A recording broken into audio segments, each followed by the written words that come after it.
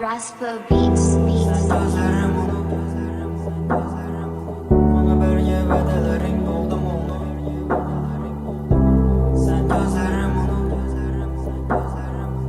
bana ait kahvedelerin oldu mu?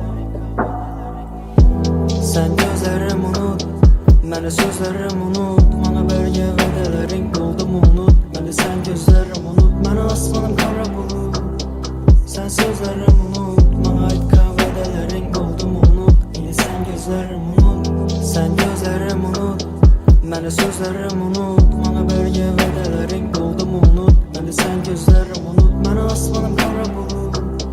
Sen sözlerim unut, bana ait kahvedelerin oldu mu? Unut yine sen gözlerim unut. Kayıtışın küter yıldızlar gözlerim kolladı, güllerim öttü yıllarım kalmadı, sabrim tügemedi, derdim öttü gitti sana zar bugün güllerim. İçimde sana aytacak geplerim, kalamam alıp yazdım sana dep sözlerim. İndemini sana aytacak geplerimdi, sana aytacak geplerim. Gittin kol uzatıp kaldım yarım yolda, karamadın bir mertem kayrılıp, kolda gülle sen düşünden soldu, kaldırım bilmedin bir vefa zalım. Gitti kuyaş asmanım bulut, şimdi sen bana gözlerimni unut. Demi ben sana karasam ben tamam, sana buğan tuygularım eli sonmağa.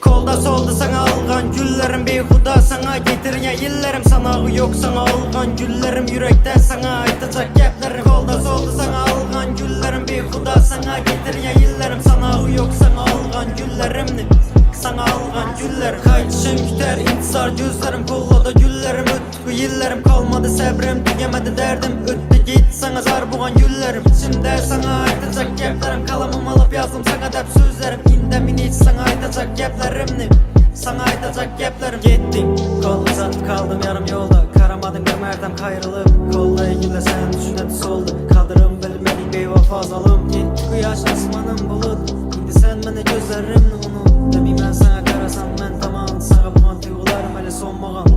Sen gözlerim unut, beni sözlerim unut, bana